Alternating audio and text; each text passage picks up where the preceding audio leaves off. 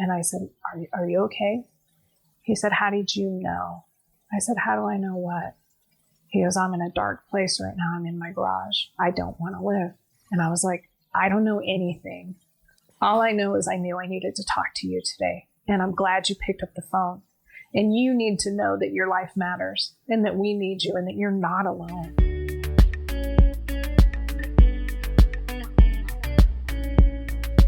Welcome back to the Maeband podcast. I'm Holly. And I'm Bryan. And today we have a special guest with us. Her name is Brandy Vega with Promise to Live. Yeah.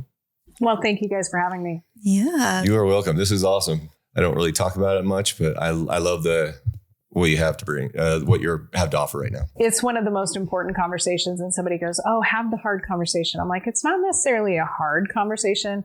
It's honest. Yeah. And it's important. It's like, well, we talk to our kids about drugs and alcohol and about dating and about all these things. And now it's time that we not just talk to our children, but to everyone in our circle about mental health. And okay. That's so true. This is what you want to talk about, right? This is what I want to talk about. This is I'm a mom. I'm an entrepreneur. I own a video production and media company. I have a nonprofit. I have a tech startup. But this is where I spend 80% of my time because I almost lost a child to and it's kind of at that moment when it hits you directly. So the first time I almost lost her at 12 years old.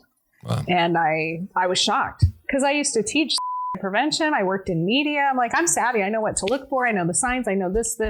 Then when it happened to me, I was blown away. I never saw it coming. I mean, it was like the preteen stuff, junior high, pulling away, whatever, but I was blown away. Yeah. And just the shame and the stigma and the fear of everything, we weren't sure if she was going to make it the first time. And I think that's what's most important is breaking down the stigma is just as bad as anything there is out there. Oh, there is. I'm a part of a committee. So I've really dived into this the last 2 years. I'm a part of a committee called the Grand Challenge, and it's a global group founded here by Huntsman, addressing what they think are the biggest problems plaguing the planet. And right now, they think that's mental health. Yeah. And addiction. And they said, well, how do we fix this? And the experts came up with stop the stigma. Yeah. And that's part of what my mission is. I'm like, okay, well, when this happened the second time, again, Mom, I swear it'll never happen again. Okay, we're good. I don't want to talk about it. Everyone's going to think I'm a loser. I'm a failure. I'm a horrible parent. All these things. Didn't talk about it. I just suffered in silence with the pain. And so did she. And so again, like 2 years later, I volunteered at the hospital doing Nobody Dies Alone in spiritual care for 7 years. I was used to sitting with patients and with families and all this stuff. But when I'm sitting there with my child, not sure if she's going to live or die, it's a whole different thing. And we didn't know. And so I'm out in the parking lot like the next day. And honestly, if her friend hadn't had the courage to call 911, which I applaud her having that courage, and police woke us up in the middle of the night, we wouldn't have found my daughter alive. So was her friend with her? When this happened? So how did she know when she called 911? A conversation. Oh, conversation. A conversation. And, so her friend called the police and said, I think my friend is going to do this. And the police showed up at my door, woke us up. We found her. We got to primary children's. They didn't even have a bed. They'd had so many kids do the same thing that they didn't have a bed for her. Like we're talking 10, 12 kids that day, 8 to 18. And I was in the room just beside myself and the doctors and nurses were too. They're like, we don't know what's going on. We have to do something. And we weren't sure what was going to happen with my child. And the next day I'm sitting in my car having a breakdown. And I've just finally thought I have to do something different. And I remembered vaguely seeing a video or a message, one of my friends, somebody going through something that was similar. So I went on my personal Facebook page and I just said, hey, my daughter tried to end her life. I don't know if she's going to live or die. If she does, I need help. Where do I go? What do I do? I know some of you have been through it. Please help me. And it was the most vulnerable video I've ever done. I'm used to being on TV. I'm used to presenting. It was very emotionally hard for me to open up and say, I'm in this hard spot and I need help. And that video went viral. I had over 12,000 views overnight. I woke up to hundreds of messages. And my friends at NBC reached out and they said, hey, we saw your video. Will you do a story on the news about it? And I said, heck no. I'm just going through this. I don't want to be the face of this. It's too personal. It's too private. It's too painful. No. But I was also praying to Heavenly Father, like, please save my daughter. I'll do anything. Yeah. And I got the strongest message that was like, I'll give you a second chance. There won't be a third. What are you going to do? And then she woke up. Wow. And I said to her, are you glad you're awake or do you wish you would have died? And she said, Mom, I didn't really want to die, but it was just too late. And shortly after, we went to my friend's son's funeral, and he was just 16. And as I laid there, I saw my daughter, and I just thought, he probably didn't really want to die. It was just too late. And people don't really want to die. They just want the pain to stop. They want the pain to end. And so when that happened, I thought, okay, what am I supposed to do with this then? I have my production company. I have a nonprofit. And so I teamed up with all the other nonprofits. I said, what can I do? How can I do this? And people were telling me about this resource, things I'd never heard of. But there was nothing cohesive. There was nothing in one group. So I started to help them. And my child was in the hospital for a few weeks. Oh, wow. I mean, it was a scary situation. Serious, yeah. It was serious. And then we were inpatient at a facility for a month. And then, trying to figure this out because we didn't want to repeat. And so 2 weeks after, NBC called me back and they said, hey, this is such a huge problem. It's a big, big deal and nobody will talk about it. Yeah. Will you please reconsider? And I just thought, oh, you're kidding. If I'm terrified and I'm used to being on camera and I'm used to talking to people and being more of an open book, how does a normal person feel? Yeah. And if not me, then who? So why do you think there is that? I've always wondered this because there's the same thing like we were talking earlier with addiction. There's these stigmas around these things that are, I think you were saying the three biggest problems with, what was it? With mental health and addiction. Yeah. And so why is it that nobody wants to talk about those three things? It's weird. Like, because I've had issues with addiction and it's really hard to talk about.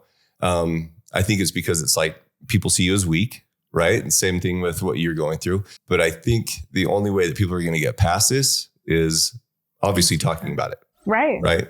Yeah, I mean, we have to. Yeah. I just don't understand. It's weird to me to think about like, these are the problems that are plaguing humanity, but we can't talk about it because I don't want to feel weird. And it's when you stop talking about it that you become weaker. Yeah. I think talking about it makes you stronger. Yeah. You bring it to the light and it becomes like something that you can't talk about and address. It's not this hidden thing. So I decided I would do the interview with NBC. And when I sat down, I just said, if you're watching this video, and I challenge you right now, if you're watching or listening to this, stop what you're doing and go ask your loved one, your child, your spouse, your parent, your brother, point blank, are you Don't beat around the bush. Honest questions, get honest answers. And there's studies that say you're not going to plant an idea. Either they are or they aren't. So I said this during my interview with NBC. And shortly after, I got a message from a dad. And he said, you just saved my daughter's life. I said, what do you mean? He goes, I watched your story on the news. When you said that, I stopped and I went in her room. She was in the process of trying to end her life. Wow. She had just written a note and we're at the hospital right now. Thank you. Thank you. And I was like, wow. And then after that, I got another message from a family who said, thank you for being vulnerable. We watched your story on the news. We went and talked to our son. He confessed he had a plan to end his life this weekend. We're getting him help. So that's what led to Live Live and the event we did, because I thought if my personal story on local news could save 2 lives that I know about, 20 or 30,000 people that saw it, what if we could bring the world together and share this message of hope, of help, of healing, of resources? People don't know about 988. It's been out a year. It's a 911 for mental health, and still less than 80% of the population know about it. It's like 18% of people know what it is. There's a new study. So we're trying to promote that. But I thought, okay, let's bring everybody together. And we got influencers like you guys, and we had celebrities and singers and dancers and survivors. And we did this show and we reached about 160,000 people. That's awesome. That's great. And then we've evolved it to this next level. Imagine how many lives you've saved through it. Well, even, I don't want to be emotional. That's okay. Vulnerable, I guess, but it's a good thing. Yeah, right? Yeah, it is. These are tears. This is what we're here for, right? These are tears of importance and meaning and purpose. But last week, I reached out to someone about this show. And when I reached out, they were in the middle of debating whether or not to end their life. And I got to have them make me a promise. And this is, we talk about the power of a promise. Well, I promised God in the hospital, if he saved my kid, I'd do whatever he wanted. This work for the last 2.5 years has been the hardest thing I've done in my entire life. And I was in the Army. Like, I was in the military and went through boot camp, and I worked in TV news, and I worked in a law enforcement. This is by far the hardest thing I've ever done. Yeah. The emotional toll, the mental toll, the spiritual, all of it. It's like having an injury and I constantly rip the scab off.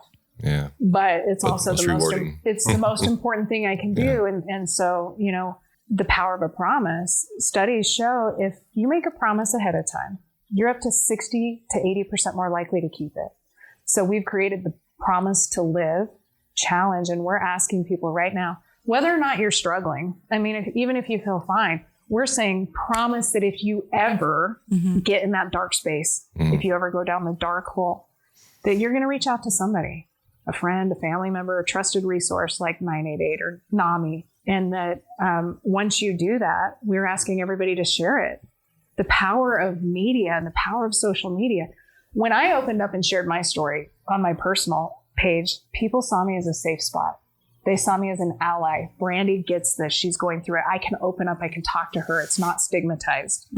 That's what you do when you take the promise and share it. You too became a safe space and you start conversations, stop stigma, and save lives. And that's what we're trying to do in a really meaningful way, because every 40 seconds somebody dies by. So with this challenge, in less than 40 seconds, you can make the promise and share it. It's like so simple, but it could save a life. What were some of the, like, did you notice any signs, like looking back, like after it happened? Were there any signs after the fact? First time, second time? No, Nothing. there really weren't. I mean, a lot of the signs are the things you see in your family members every day. You know, was my child pulling back? Yeah. Was she angry? Yeah. Did she stop communicating with me? Yeah. But I mean, all the kids are doing that. It's not like, oh, this is a definite sign. That's so true. Is You it a kinda teenage think, thing, yeah, is it a or teenage is it thing? something serious? Yeah. And it was hard to know. And actually there's a new study that just came out, and it literally blew my mind. It said between 2010 to 2022, so in a 12 year period of time, the rate for kids 10 to 17, guess how much it went up? 71%. Wow.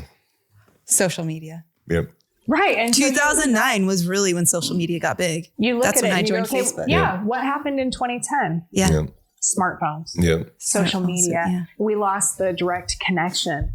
And I mean, while there's so much good, and that's why we're actually trying to use social media to have this big impact, because we thought if we want to reach people, and this is for all ages, mental health and the S word doesn't discriminate, young, old, black, white, rich, poor. My friend runs a multi-billion-dollar company, lost his son to because he had a migraine for 4 years and doctors couldn't treat it. So it's something that a lot of people deal with, and it doesn't matter. So I think no matter who you are, you're going to know somebody affected by this. Like, it's recently been more involved in our life. I have a friend, like my buddy is like a assistant chief of a police department. And he's like, because we've talked about this, and he's like, it is unreal. He's like, every time I go out, I see these things that he obviously doesn't want to see. And then he's like, and then my kids get into an argument, and I'm like constantly checking on him because this is what I see. Like, everybody's doing this. And so it's just like, he's like terrified. And he's like, it's just normal conversations with my kids. And like, I'll just get mad at him for something, for doing a kid thing. Yeah. And then he's like, oh my gosh, what are they doing? And so he'll run and make sure they're, it's just insane that we have to, not that we have to deal with this, but it's weird. I'm trying to figure out what's driving it. Like, yes, I know social media, but before social media, when I was in high school, I was at Granger, and within, I think it was like a year, we had like 6 kids at the school. And I was like, holy cow. But then it kind of stopped. It was like this, I used to call it like a fad. I don't know what it was, but it was just like this pattern. And then same with in Harriman. It was just like Harriman, the Harriman High, they had like 6 or 7 in a year. And I'm just, I sit there and I think about it all the time. I'm like, what is driving this? Yes, I think social media, but there's something else. The experts say stigma is a big, huge part of it. But I mean, there's a lot to it, right? Like social media, we're on our phones. We're not sleeping as much. We're comparing ourselves. We're dealing with depression and anxiety and high expectations. And then our diets aren't great. I mean, there's so many things that could potentially be contributing. Talking about law enforcement, we work with the Fraternal Order of Police as well. And I was talking to some officers, and we lost a 7-year-old. And in the same week, we lost an 80-year-old. Again, it doesn't matter. 7-year-old? So when you're talking about social media, 7-year-old? I have a 6-year-old. I'm like, how would they That even is know? awful. I can't even imagine. It's hard to fathom. Think about that right now. You're an officer and you go find a little 7-year-old who intentionally ended his life. So don't think, oh, my kid's only 10 years old. No. And we're building. So with our kids show, we're talking about resilience. How do you deal with your feelings, emotions? Who do you talk to? What's good and what's bad? Like, we're starting with resilience and uplift families and our partners at Resilient U. And then we have teen and then we have adult. But our whole purpose was, if we want to reach these people, all ages, young and old, we have to reach them where they are, on the devices and platforms they're on, through the people they already know and trust and follow. That's why we wanted to partner with influencers to say, you guys have a built-in audience. We weren't trying to build our own audience. We said, let us bring this message to the people who already know and trust you. Because if you can't talk to them about it, who will? If not me, then who? And that's kind of been our platform, is we're working with celebrities and influencers and singers and dancers and CEOs. And we've partnered with USANA Health and Sciences, amazing company, global company, doing a lot in the world for health. And mental health is attached. And I'm learning so much about copper toxicity and about all these other things that you don't, ketamine and all these treatments that people might not be aware of. But USANA, a $1 billion company, their CEO, Kevin Guest, amazing advocate. He's been a great ally, partner, and sponsor of this project, but he's dealt with it within his family. And he's been vocal with his executives. Again, people, for some reason, are afraid to talk about this, because all of a sudden, if you see me dealing with depression, you might not think, oh, she wouldn't be a good CMO or CFO, or she's not a good executive. If she's dealing with bipolar or postpartum or anxiety, we're afraid to say that, because in our mind, those equal weakness. When in reality, I think it's showing strength to most people. Like, if somebody admits that, they're like, wow, that's amazing that you have enough courage to admit something so vulnerable. Right. That's personally, that's what I think. I mean, just because I've talked to so many people, and when I see them admit to things, I'm like, wow, man, this guy's freaking amazing. And I'm just like, this guy is awesome. Or this woman is just amazing that they're willing to be this strong. Well, and how do you feel when, like, you've spoken out about your struggles? Obviously, so I had like an opiate addiction in the past, and I don't know, it's probably a little bit different, but it's just funny, because I was thinking the same thing. I was like, man, what's driving these things, is because I feel like it's kind of wrapped around the same thing, the mental health. And so, like, my addiction was like to escape. And so I feel like people are using a different method to escape. Maybe, I mean, I know there's still addiction problems. And it's escaping feeling. Yeah, escaping feeling. That's all it was. Like, we had a life coach for a while, and he talked to us a lot about, like, feeling your feelings, and it's okay that, like, anger's okay. Like, don't try to run from People it. are Like, afraid feel to it feel. and do things to feel it. And sadness is okay. And, like, let your partner be sad. Let your partner be angry. Because it's also hard to let your children or your spouse or your family members, like, feel those emotions. Like, how many times does a child come up to you crying? You're like, stop crying. Don't cry. It's okay. That's like, suck it up. And I remember doing this to one of my friends a few years ago. He's like, I've just been depressed. And I was like, hey, man, put on your big boy pants. And he's like, you do not know how bad that hurt me. And I felt horrible, because, you know what? It's hard to understand until you're in there, but it takes strength to talk about it. And now it's great to be able to say, hey, I've been clean, or I've been healthy. I've been, open and vocal about it. It's hard to be vulnerable. I don't want to cry. I get snot and tears and all the things. And you're like, well, does that make me weak? Are people still going to want to do business with me? But what we've found is it connects us. Because we all have that. Because everybody's affected by it. Like, it's just, everybody thinks that it's just like this far off problem that, that'll never affect me. Everything's great here. But then it's just like, it creeps in no matter where you're at. Yeah, you can't escape it. You can't escape it. So I don't know. It's just, I don't know. I'm just happy. So let's talk about the live life, or Promise to live. Promise to live. Okay. So it's something you started. Tell us about how you started it. Just like, what, 2 years ago? Yep. So 2 years ago, after almost losing my daughter, I thought, okay, I knew we saved 2 lives out of the 20,000 or so that saw our local news. So we put on this big show, and we got everybody to volunteer. I mean, this would have cost millions of dollars for us to put it on. And we got everybody who was impacted and just said, hey, join our cause. And we even had Chris Martin from Coldplay and Emmanuel Kelly and you guys and Ninja Kids, and just a group of people to come on board who are passionate about the work. and just shared these messages. And we shared some of the resources. It was big trying to push 988. We pivoted this year. Last year, we called it Live Live. This year, it's Promise to Live, because we want to tie that action item. Da Vinci, this was my quote last year that kind of drove all the work. He says, I've been impressed with the urgency of doing. Knowing is not enough, we must apply. And being willing is not enough, we must do. Everyone knows there's a problem. Everyone says, oh yeah, what can I do? But what are we doing day in and day out? It's like, well, I don't know what to do. Tell me what to do. PromiseToLive.org. And it's a number 2 for 2 reasons. The first one is you're making the promise for you, for you, to you.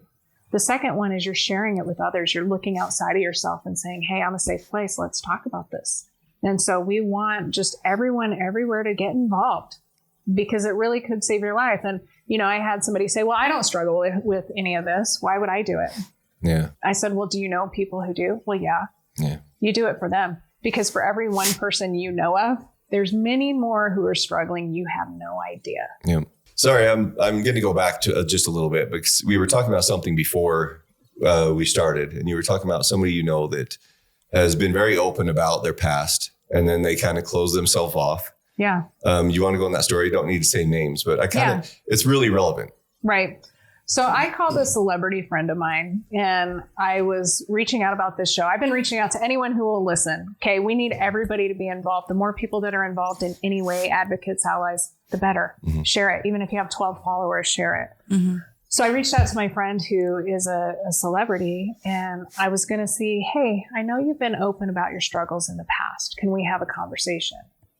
And I'd been trying to get a hold of him, and it just been in my heart, like prompting for a week or two. You need to talk to this person. You need to talk to this person.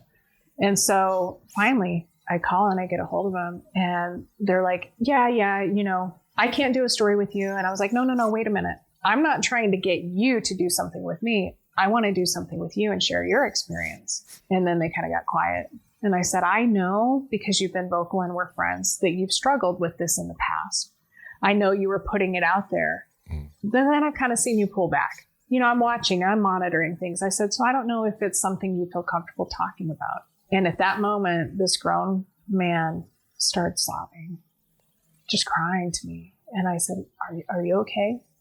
He said, how did you know? I said, how do I know what? He goes, I'm in a dark place right now. I'm in my garage. I don't want to live. And I was like, I don't know anything. All I know is I knew I needed to talk to you today. And I'm glad you picked up the phone. And you need to know that your life matters, and that we need you, and that you're not alone. Yeah. And whatever it is you're dealing with, you can get through it. Sobbing, grown man, tears. And, you know, I said, can you promise me? Can you promise me you're going to stick around? And then we got somebody to his home, and we got resources, and I've been in contact, because it's just, again, it's sometimes you think people are through things. Yeah.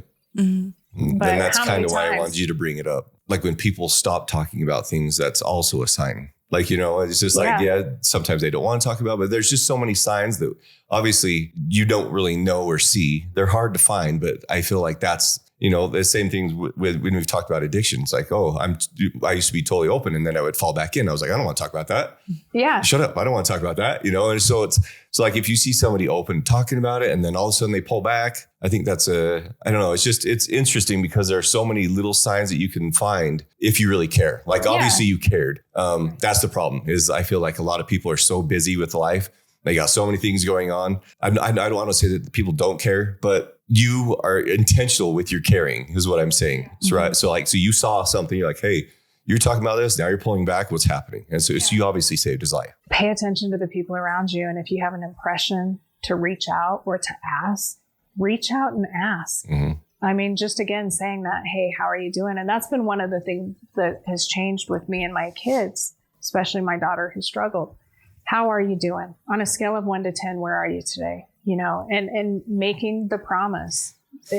Sometimes we don't love ourselves enough.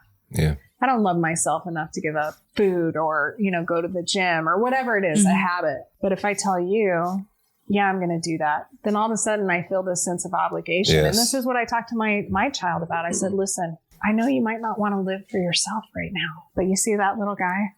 That's your brother who loves and adores you. When you don't want to get through that moment, will you just get through for him? Yeah. Because what we have to do is just buy that time. I mean, studies show it's like a 9-minute window that really is the time when people make decisions in bad spots. So if we can get them to call or text 988 or go to NAMI or AFSP or JED or any of these groups, or reach out like, hey, you know, I said I would reach out to a friend or a family member. It's just giving us something to get them through that might be just the catalyst to get through another day. Yeah. Because life is hard.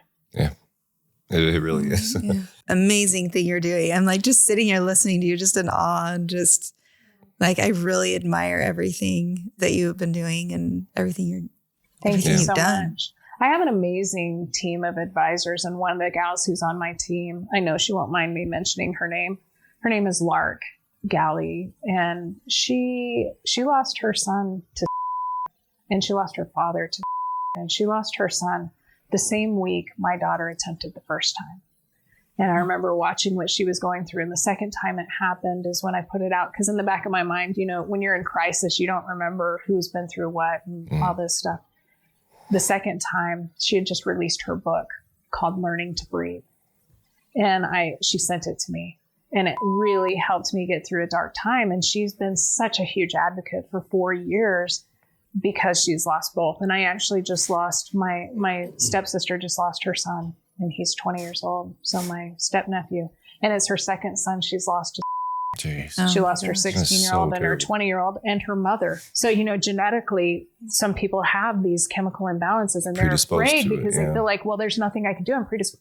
No, there's help. Yeah. There really is help. There's new technology and tools and medications and things that you can do. So don't feel despair or that nothing's going to happen. But with Lark, she was on my team a lot last year. She's helped a little. And then she goes, you know, my work here is I need to pull away a little bit for my own health. And I respect that because I feel it too. When you're in the middle of this and you're saying, okay, my whole point in doing this is to pay it forward. Yeah. I'm one of the lucky ones. Power of a promise. I promised I would put in the work, but two, I'm paying it forward because I got a second chance. Mm-hmm. So many people don't. Yeah. And I just want to do everything within my power to save those who are struggling. And it's not just the kids. It's mostly a lot of white males, you know, 30 to 50 years old who are a big demographic, and some of the minority population. So this is just our way of saying, hey, we can all do something. Don't wait until it's too late. Don't wait till it affects you directly, because I promise you it's affecting you indirectly right now. Yeah. And it's something little that we can all do. So I hope that everyone will go to promise2live.org. Okay. Make the promise today, share it on social media, and then join us, sign up for our newsletter and information. Join us September 10th for our live stream event. And we're going to have a really, really great lineup that keeps evolving. But we have Colin Ray, we have actor John Voight, we've got magician Eric LeClaire and Ty Lopez. I mean, we have a really great group, and there's more that we're adding. We just haven't signed it yet, so I'm not going to say it. Okay. We'll put awesome. All the information in the description and link. But before we go, there was one really quick thing that you said that I really wanted to kind of touch on, because I think it's really important, because this is what I talk to my kids about. You said, I can't remember your exact word, but you said prompting, right? You said you had, I think that's, I don't know if you've ever read the book, The Gift of Fear. I teach my kids about it all the time, because I feel like your gut tells you everything you need to know, right? There's so many times when I don't know what you want to call it, but you have like this inner conscience that tells you, like, if somebody's not okay, don't dismiss it. No. If something's wrong with you, your gut will tell you. And that's just kind of what the book's about. It's just like, hey, fear can be a good thing. Just listen to your gut, because people are going through stuff. Don't ignore your gut. Don't dismiss it. If you feel something, that actually reminds me of a story I'll share real quick. I was doing a production. They were doing a lunch. I'm a sucker for food. I was going to stick around, but then all of a sudden I was like, I need to leave. Oh, and my new puppy just chewed up the leash. I'm going to stop at the dollar store and get a leash. And as I went in there, I got angry because the person was taking too long to get a cart. And I'm like, come on. And then a girl walks in, and I hear an exchange between these two adults, just paying attention, right? Mm-hmm. I hear say, what are you doing here? Oh, I came to get some food. Well, I haven't eaten in 2 days. And I just kind of heard this exchange, and I started to go, and I got this prompting that was like, you have to ask her why she hasn't eaten. And that's uncomfortable sometimes to act on these. I'm like, really? I don't know this person. I'm in the middle of the store. I'm kind of in a hurry. And so I go over to this girl finally, and I just said, I overheard that you hadn't eaten in a few days. And she goes, yeah. I said, why not? Well, I'm at a halfway house. I was living with my brother, but he died by the S word about 3 months ago. And I haven't had any money. And so I'm just trying to get a meal. And we started talking for a minute. And then the impression in the middle of our conversation, I just said, you know what? I need you to promise me you're not going to hurt yourself. I didn't know where this was coming from. And she started sobbing. She goes, how did you know? Who told you? How did you know? I said, how do I know what? She goes, I was planning to end my life tonight. Yeah. Wow. She goes, I wanted to get some food and I have a plan. And I said, you can't do that. Who told you? I didn't tell anybody. I said, it doesn't matter. Like, I feel this. Yeah. Mm-hmm. And I said, you just have to promise you're not going to hurt yourself. And this was literally about 6 years ago. She's got 2 children now. She joined the Job Corps. I brought her Christmas. We're friends. Wow. But that one little me listening and asking her prevented her that night from going through that and getting through another day. So don't dismiss any inspiration that you get or promptings, even if it feels uncomfortable with a stranger. Yeah. Even if it's with a friend, it's like, well, I might insult you if I say, hey, how's your mental health? Yeah. Are you doing okay? Are you struggling? Yeah. Because it's better. I say honest questions get honest answers. Yeah. I love the story. But I love that. I feel like that's like a really easy way to approach anyone is like, promise me. Yeah. Just make a promise to me that you will live, that you will get help, that if you're struggling, and then you don't even have to ask them. Yeah, you don't have to follow up, right? And if you say, you don't I'm have to doing it. you don't have to ask them, if they don't want to share. Right. Just say, promise. Yeah. Hey, I'm doing this promise to live. I made the promise. I'm asking you to too. Will you promise me if you're ever in that dark place, you'll reach out for somebody? Yeah. To someone for help? It's perfect. And it really it is like the does perfect open up. way. It makes it a safe space. Now I can talk to you. Mm-hmm. I know you're there. I know you empathize. Yeah. And it's so it's easy. great. It really is. Yeah. It's simple but significant. I know it's going to save lives if we can get I'm by sure it sounds like you've already saved a lot of lives. And I know that it's a heavy subject and going through it is obviously hard for you. So you're planting seeds, right? You're planting seeds that are going to go on forever. So you don't need to be the general forever, right? So I feel like you probably have taken this role on like, this is my life's mission. I'm going to do all these things, but you have created something amazing. In time, you can move on, right? And with your life and do other things. And then this will live on forever. And the goal is, again, when we stop the stigma and we start the conversations and we save lives, and it's about hope. It's about that there is light and there is hope, and every day is a gift and we have the ability to live it. So thank you guys for allowing us to share it. And I hope that people's hearts feel something. Yeah. Mm-hmm. And just know anyone can reach out to me at any time. Awesome. All right. Well, Thank we'll put all you. the information in the link below. Yep. And thank you so much for joining us. And if you have any questions or comments, let us know. And all the information is there. Thanks for watching Maeband. See you.